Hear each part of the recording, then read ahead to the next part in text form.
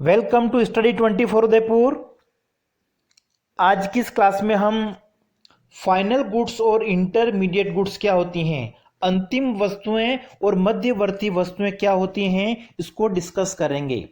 जब हम national income राष्ट्रीय आय की अवधारणा पढ़ते हैं तो राष्ट्रीय आय की परिभाषा जब दी जाती है उसमें एक चीज आती है कि जो राष्ट्रीय आय है उसमें केवल अंतिम वस्तुओं का मूल्य ही सम्मिलित किया जाता है। जो फाइनल गुड्स होती हैं उसी की वैल्यू को इंक्लूड करते हैं। ठीक है, अंतिम वस्तुएं के मूल्यों को सम्मिलित किया जाता है। जो मध्यवर्ती वस्तुएं होती हैं इंटरमीडिएट गुड्स, इनके मूल्यों को राष्ट्रीय आय में सम्मिलित नहीं किया जाता है, क्योंकि इससे डबल काउंटिंग, दोहरी गणना की समस्या उत्पन्न हो जाती है। तो सबसे पहले हम अंतिम और मध्यवर्ती वस्तुओं की अगर हम बात कर रहे हैं तो दोनों ही वस्तुएं जो होती हैं, कोई एक ही वस्तु जो है वो अंतिम भी हो सकती है, मध्यवर्ती भी हो सकती है। ठीक है, लेकिन इनके बीच में डिफरेंस क्या है? किसी वस्तु को हम, जैसे कि एक टेलीविजन है, इसको हम मध्यवर्ती वस्तु कब कहेंगे, अंतिम वस्तु कब कहेंगे, तो दोनों का हम अलग अलग अर्थ समझेंगे। उसके बाद में आपको पता चल जाएगा कि अंतिम वस्तुएं क्या होती हैं और मध्यवर्ती वस्तुएं क्या होती हैं। ठीक है, कोई एक ही वस्तु अंतिम भी हो सकती है, मध्यवर्ती भी हो सकती हैं, लेकिन वो कैसे हो सकती है, कब वो अंतिम वस्तु कहलाएगी, कब वो मध्यवर्ती वस्तु कहलाएगी, उसको हम पढ़ेंगे आज की इस क्लास में। तो सबसे पहले अगर हम अंतिम वस्तुओं की बात कर रहे हैं तो फाइनल गुड्स क्या होती हैं? ऐसी वस्तुएं जो उत्पादन प्रक्रिया से बाहर निकल चुकी है, मतलब जो बाउंड्री लाइन है प्रोडक्शन की। ठीक है, उत्पादन प्रक्रिया की एक जो सीमा होती है उस सीमा को वो क्रॉस कर चुकी है। ठीक है, क्रॉस करने का मतलब एक तरह से यहाँ पे क्या हो गया कि अब वो उत्पादन प्रक्रिया में किसी भी प्रकार से कच्चे माल के रूप में प्रयोग नहीं ली जा रही, मतलब अब उनके जो भी अंतिम प्रयोगकर्ता होते हैं, ठीक है, अंतिम प्रयोगकर्ता का मतलब कि जैसे एक टेलीविजन है, इसका अंतिम प्रयोगकर्ता कौन होगा? उपभोक्ता होगा। माना कि किसी फर्म के द्वारा ट्रैक्टर का अगर निर्माण हुआ है, ट्रैक्टर, तो ट्रैक्टर जो है उसका अंतिम प्रयोगकर्ता कौन होगा? माना कि किसान। तो जब किसानों के द्वारा ट्रैक्टर खरीदे जाते हैं या उपभोक्ताओं के द्वारा टीवी खरीदे जाते हैं तो इसको हम एक तरह से क्या कहेंगे? अंतिम वस्तु कहेंगे। ठीक है, अंतिम वस्तु का मतलब क्या हो गया? जो उत्पादन प्रक्रिया से बाहर निकल चुकी है। ठीक है, उत्पादन प्रक्रिया का मतलब क्या हो गया? तो किसी, जैसे टीवी बनानी है तो टीवी बनाने के लिए उत्पादन के विभिन्न साधन प्रयोग में लिए जाएंगे। भूमि, पूंजी, श्रम, साहस, ये सारे साधन मिलकर क्या करें? किसी वस्तु का उत्पादन करते हैं। अब उत्पादन जो है वो उपभोक्ता तक पहुंचता है, तब तक की प्रक्रिया सारी क्या होती है? उत्पादन प्रक्रिया होगी। कि जैसे एक फैक्ट्री है, ये ए फैक्ट्री है जहां पे टीवी बनता है, ठीक है, और टीवी को उपभोक्ता तक पहुंचा जाता, माना कि कोई एक एक्स उपभोक्ता है, ठीक है, ये टीवी खरीदता है, तो इस ए फर्म, ए फैक्ट्री में जो टीवी बना है और एक्स उपभोक्ता के पास में पहुंचता है। ठीक है, एक्स उपभोक्ता का मतलब हम कुछ नाम ले लेते हैं, माना कि ये राम है, तो राम के पास में जो टीवी पहुंचा है, जब तक राम के पास नहीं पहुंचा है तब तक के बीच में जो भी आएंगे, मीडिएटर आएंगे, वो सभी एक तरह से क्या है? मध्यवर्ती वस्तुओं का होगा। ठीक है, जैसे कि अगर ए कंपनी में कोई टीवी बना है, यहां से किसी डीलर के पास में आया है, ये कोई बी डीलर है, इस बी डीलर से खरीदा गया है, माना कि किसी सी सब डीलर के द्वारा, फिर इस सी सब डीलर ने क्या किया? दुकानदार को बेचा, माना कि कोई डी दुकानदार हैं, तब तक, ठीक है, ए से लेकर डी तक पहुंचा है, तब तक ये सब जो टीवी हैं ये क्या कहलाएंगे? एक तरह से मध्यवर्ती वस्तु कहलाएंगे। ये सारी उत्पादन प्रक्रिया है। ठीक है, अब इसका जो अंतिम प्रयोग करता है वो कौन है? अंतिम प्रयोग करता है राम। ठीक है, तो ये टीवी अगर राम के पास पहुंच जाता है, ये राम के पास पहुंच जाएगा, तो राम ने अब इसे अपने घर में लगा दिया है, तो ये वस्तु क्या बन जाएगी? अंतिम वस्तु बन जाएगी, क्योंकि उसने, राम ने जो टीवी खरीदा है वो किस लिए खरीदा है? अपने घर के प्रयोग के लिए। ठीक है, बाकी जो बी डीलर था उसने क्यों खरीदा था? उसको लाभ कमाना था। ठीक है, उसने सी को बेच दिया, माना कि ए जो कंपनी है जहां पे टीवी बना उसकी कीमत कितनी है? 10,000 रुपए। 10,000 रुपए में इसने किसको बेच दिया? बी को बेच दिया। ठीक है, उसका जो भी प्रॉफिट होगा वो ए का उस 10,000 में शामिल हो गया।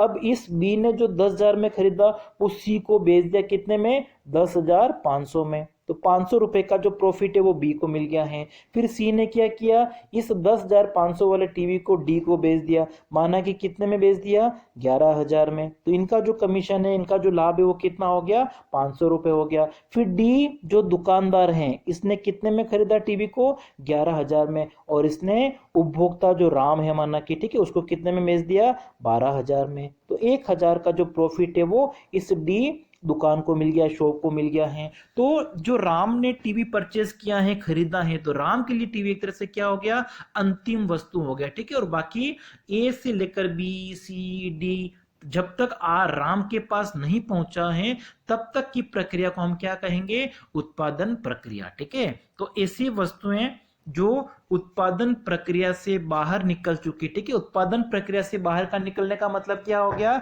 जो उनके अंतिम प्रयोगकर्ता होते हैं उनके प्रयोगकर्ताओं के पास में पहुंच जाती है। जैसे कि एक ट्रैक्टर बना है, ठीक है, तो ट्रैक्टर का जो अंतिम प्रयोगकर्ता है वो कौन होगा, किसान होगा। तो ये ट्रैक्टर किसान द्वारा अगर क्रय किया जाता है तब उसे हम क्या कहेंगे, अंतिम वस्तु, ठीक है। किसान ने माना कि एक ट्रैक्टर अगर 10,000 में खरीदा है तो राष्ट्रीय आय में भी क्या किया जाएगा, इस 10,000 के मूल्य को ही शामिल किया जाएगा, ठीक है। चाहे ट्रैक्टर जहां पे बना है वहां पे इसकी कीमत कितनी थी, माना कि 8,000, ठीक है। फिर 8,000 से डीलर के पास में आ गया, इसकी कीमत कितनी हो गई, 8,500 हो गई। डीलर से सब डीलर के पास में आ गया, जो स्टॉक करने वाला उसके पास में आ गया, माना कि। फिर उससे जो शोरूम वाला है उसने खरीद लिया, माना कि 9,000 में।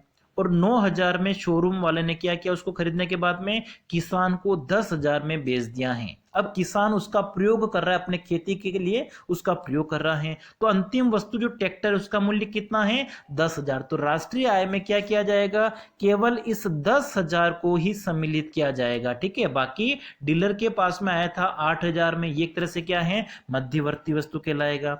सब डीलर के पास में आया 8,500 में, ये भी मध्यवर्ती वस्तु कहलाएगा। और जो शॉप वाला है, ठीक है, या जो शोरूम वाला, उसके पास में 9,000 में उसने खरीदा था, तब तक ये कौन सी वस्तु कहलाएगी, मध्यवर्ती। तो राष्ट्रीय आय में इन सभी के मूल्यों को सम्मिलित नहीं करेंगे, ठीक है, नहीं तो इससे क्या होगा, डबल काउंटिंग। डबल काउंटिंग का मतलब ट्रैक्टर का जो अंतिम मूल्य वो कितना है, 10,000, तो राष्ट्रीय आय में केवल 10,000 को शामिल करेंगे, न कि 8,000 प्लस 8,500 प्लस 9,000 प्लस 10,000, इन सभी को जोड़ लेंगे तो क्या होगा, डबल काउंटिंग हो जाएगी, दोहरी गणना हो जाएगी, क्योंकि एक ही ट्रैक्टर का मूल्य बार बार 3-4 बार शामिल हो गया, ठीक है। इसलिए ध्यान रखा जाता है कि राष्ट्रीय आय की गणना में केवल जो अंतिम वस्तुएं होती हैं, जो फाइनल गुड्स होती हैं, उसी के मूल्यों को सम्मिलित किया जाता है। तो अंतिम वस्तुएं क्या हो गई हैं, जो उत्पादन प्रक्रिया से बाहर निकल चुकी हैं, जो अंतिम प्रयोगकर्ताओं के लिए प्रयोग के लिए तैयार होती हैं। अंतिम प्रयोगकर्ता कौन हो सकता है, उत्पादक भी हो सकता है, उपभोक्ता भी हो सकता है। जैसे टीवी एक घर के लिए खरीदा गया है तो वो उपभोक्ता हो गया, ट्रैक्टर किसान ने खरीदा तो वो अंतिम उत्पादक वस्तु हो गया है। और ऐसी वस्तुओं की पुनः बिक्री नहीं होती, ठीक है। पुनः बिक्री का मतलब उसमें मूल्य वृद्धि संभव नहीं होती है। अब जैसे कि जो ट्रैक्टर हैं, हमने उदाहरण लिया था अभी, ठीक है, कोई वस्तु है 10,000 रुपए में अगर किसी ने खरीदा है तो 10,000 के बाद में अब इसमें मूल्य वृद्धि, पहले तो हमने क्या देखा था, 8,000 उसका मूल्य था, फिर 8,000 से कितना हो गया था, 8,500 हो गया था। डीलर के पास में आने के बाद में शोरूम वाले के पास पहुंचा था, वो 9,000 हो गई इसकी कीमत। किसान के पास पहुंचा तो उसकी कीमत हो गई थी 10,000। हमने एक छोटा सा उदाहरण लिया, वास्तविक कीमत को हमने शामिल नहीं किया, हमने एक उदाहरण को समझाने के लिए 8,000 10,000 का एक उदाहरण ले लिया कि माना कि इसकी कीमत इतनी है, उस हिसाब से, ठीक है। अब देखिए इसकी पुनः बिक्री नहीं की जाती है, ठीक है। जैसे किसान ने ट्रैक्टर खरीद लिया है, अब वो अपने खेती के काम के लिए उसका प्रयोग कर रहा है, इसलिए वो एक तरह से वापस बेचा नहीं जा रहा है। पुराना हो जाए उसकी बाद में बेचे वो अलग बात है, ठीक है, उसमें मूल्य वृद्धि नहीं होगी, उसमें तो क्या हो जाएगा, उसकी जो कीमत है, प्राइस है, वो क्या हो जाएगी, कम हो जाएगी, तो उसको हम शामिल नहीं करते हैं। तो राष्ट्रीय आय में क्या किया जाएगा, इन अंतिम वस्तुओं के मूल्यों को ही सम्मिलित किया जाएगा, ठीक है। अंतिम वस्तुओं के अगर हम कुछ उदाहरण की बात करें तो जैसे कि टेलीविजन हो गया, ठीक है, हम घर के लिए फर्नीचर खरीद के लिए आए, मिठाई हो गई, जैसे एक बिल्डिंग हो सकती है, मशीनरी हो सकती हैं, ठीक है, जो उत्पादक के द्वारा प्रयोग की जा रही हैं, एरोप्लेन हो सकता है, बहुत सारी वस्तुएं अंतिम हो सकती हैं जिनकी पुनः बिक्री नहीं होती हैं। तो अंतिम वस्तुओं में कुछ हम विशेषता देखने को मिलती हैं जो उत्पादन प्रक्रिया से बाहर निकल चुकी, मतलब कच्चे माल के रूप में प्रयोग नहीं की जा रही हैं। जिनकी पुनः बिक्री नहीं की जाती हैं या जिनमें मूल्य वृद्धि संभव नहीं होती है। अब देखिए अंतिम वस्तुओं की अगर हम बात करें तो अंतिम वस्तुएं जो होती है वो मुख्य रूप से दो प्रकार की होती हैं। ठीक है, दो प्रकार की कौन कौन सी होती हैं अभी हमने देखा था।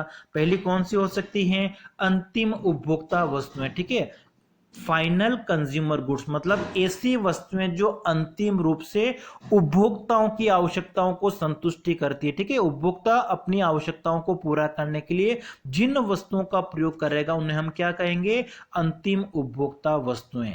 जैसे एक परिवार है, उसने अपनी आवश्यकताओं को पूरा करने के लिए फलों का प्रयोग किया है, सब्जियों का प्रयोग किया है, टेलीविजन का अगर वो प्रयोग करता है, एक वकील की सेवाओं का प्रयोग करता है, ब्रेड बटर कोई भी वस्तु हो सकती है जो किसी घर में प्रयोग की जा रही हैं, उन सबको हम क्या कहेंगे, अंतिम उपभोक्ता वस्तुएं कहेंगे। दूसरी अंतिम उत्पादक वस्तुएं। ठीक है, जो अंतिम रूप से उत्पादकों के द्वारा प्रयोग की जाती हैं।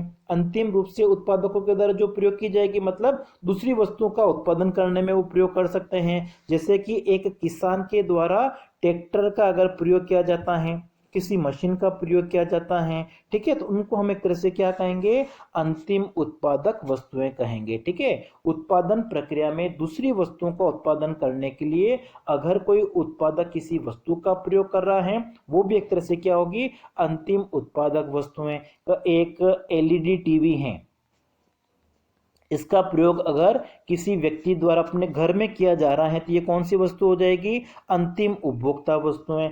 यही एलईडी टीवी किसी शोरूम वाले ने अपने यहाँ पे लगा रखी, किसी काम में प्रयोग करने के लिए, ठीक है, अपने शोरूम में लगा रखी हैं, तो ये एक तरह से क्या होगी, अंतिम उत्पादक वस्तु हो जाएगी।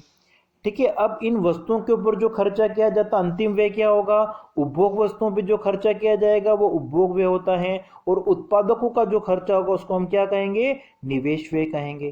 तो उपभोग व्यय और निवेश व्यय दोनों को जोड़ के हम क्या कर सकते हैं, अंतिम वस्तुओं पर किए गए व्यय को याद कर सकते हैं। ठीक है, अंतिम वस्तुओं पर जो व्यय किया जाएगा वो किसका जोड़ होगा, उपभोक्ता वस्तुओं पर जो खर्चा किया जाएगा जिसको हम उपभोग व्यय कहेंगे, अंतिम उत्पादक वस्तुओं पर खर्च किया जाएगा जिसको हम क्या कहेंगे, निवेश व्यय कहेंगे।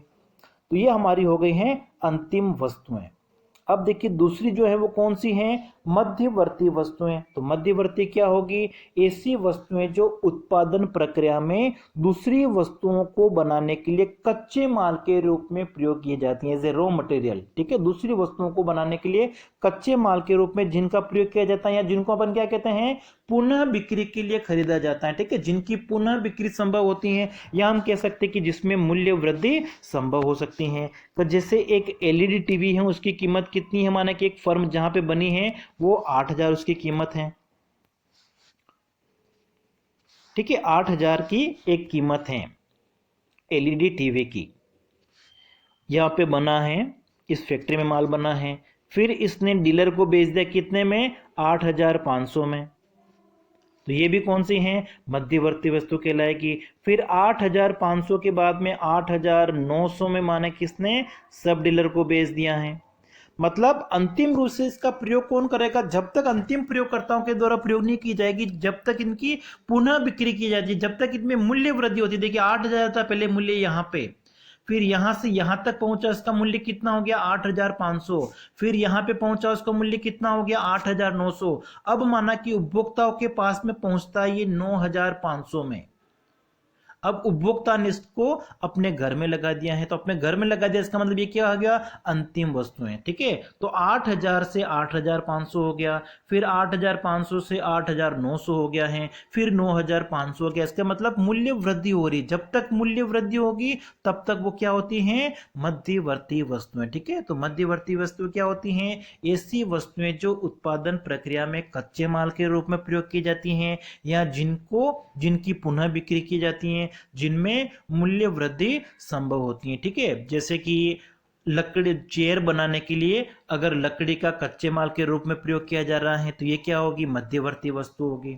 ठीक है, कपड़ा बनाने के लिए जैसे कपास का प्रयोग किया जा रहा है तो ये भी एक तरह से क्या होगी, मध्यवर्ती वस्तु होगी। एक आटा मिल है, उसके द्वारा अगर गेहूं खरीदे जाते हैं तो गेहूं उसके लिए एक तरह से क्या हो गई है, मध्यवर्ती वस्तु हो गई है। तो मध्यवर्ती वस्तुएं एक तरह से क्या होती हैं, जो उत्पादन प्रक्रिया में कच्चे माल के रूप में प्रयोग की जाती है, जिनकी पुनः बिक्री की जाती है, जिसमें मूल्य वृद्धि संभव होती है।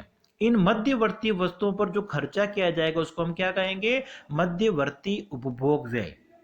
ठीक है, और इसमें हम सकल मूल्य वृद्धि कैसे निकाल सकते हैं, उत्पादन का जो मूल्य है उसमें मध्यवर्ती उपभोग व्यय को हम माइनस कर देंगे। तो जैसे एक टीवी है, माना कि एक डीलर के द्वारा खरीदी गई है, ठीक है, डीलर के द्वारा खरीदी गई, वो कितनी है, 9,500। उसने कितने में खरीदी थी, 9,000 में। तो इन दोनों के अंतर को हम क्या कहते हैं, सकल मूल्य वृद्धि कहते हैं। ठीक है, और राष्ट्रीय की जब गणना की जाती है तो इन सकल मूल्य वृद्धि को जोड़ के फिर जो मूल्य आता है उसको राष्ट्रीय में सम्मिलित किया जाता है। अब देखिए, अब इन दोनों वस्तुओं का अर्थ हमने समझ लिया है। अब दोनों के बीच में अंतर क्या है उसको हम देख लेते हैं। तो सबसे पहले हम उत्पादन सीमा की बात करते हैं। तो जो अंतिम वस्तुएं होती हैं वो तो उत्पादन प्रक्रिया से बाहर निकल चुकी होती हैं, जबकि मध्यवर्ती वस्तुएं क्या होती हैं, जो उत्पादन प्रक्रिया में कच्चे माल के रूप में एक तरह से की जाती हैं। फिर मूल्य वृद्धि की हम बात करें तो अंतिम वस्तु में मूल्य वृद्धि संभव नहीं होती हैं, लेकिन मध्यवर्ती वस्तुएं उत्पादन प्रक्रिया में प्रयोग की जा रही है, इसलिए इसमें मूल्य वृद्धि संभव होती है। पुनः बिक्री की बात करें हम तो अंतिम वस्तुओं की पुनः बिक्री नहीं होती है, जबकि मध्यवर्ती वस्तुओं की क्या होती है, पुनः बिक्री होती है, वापस अगली स्टेज में उसको बेचा जाता है। राष्ट्रीय आय की अगर हम बात करें तो राष्ट्रीय आय में अंतिम वस्तुओं के मूल्यों को सम्मिलित किया जाता है, मध्यवर्ती वस्तुओं के मूल्यों को शामिल नहीं करते, नहीं तो क्या होगा, दोहरी गणना की समस्या उत्पन्न हो जाएगी। और फिर नेचर यूज्ड इन, ठीक है, इसके प्रकृति के हम बात करें उपयोग की तो अंतिम वस्तुएं क्या होती हैं, अंतिम प्रयोगकर्ताओं के द्वारा प्रयोग की जाती हैं, जबकि मध्यवर्ती वस्तुओं को उत्पादन प्रक्रिया में दूसरी वस्तुओं का निर्माण करने के लिए कच्चे माल के रूप में एक तरह से प्रयोग किया जाता है। तो ये इन दोनों के बीच में कुछ अंतर है। ठीक है, तो राष्ट्रीय आय की जब गणना की जाएगी तो राष्ट्रीय आय में क्या किया जाएगा, केवल जो अंतिम वस्तुएं होती हैं उसी के मूल्यों को सम्मिलित किया जाता है और मध्यवर्ती वस्तुओं के मूल्यों को सम्मिलित नहीं करते हैं। ठीक है, क्योंकि मध्यवर्ती वस्तुओं का जो मूल्य होता है वो तो अंतिम वस्तुओं के मूल्यों में पहले से सम्मिलित होता है। जब मध्यवर्ती वस्तुओं का मूल्य भी सम्मिलित कर दिया जाए और अंतिम वस्तुओं का मूल्य भी सम्मिलित कर दिया जाए तो इससे क्या होगा, डबल काउंटिंग, दोहरी गणना की समस्या उत्पन्न हो जाएगी। मतलब राष्ट्रीय आय की जो गणना है वो अधिक हो जाएगी। ठीक है, जितना वास्तविक मूल्य है उससे कई ज्यादा एक तरह से राष्ट्रीय आएगी, जो एक तरह से क्या होगी, गलत। तो आज की क्लास में इतना ही, धन्यवाद।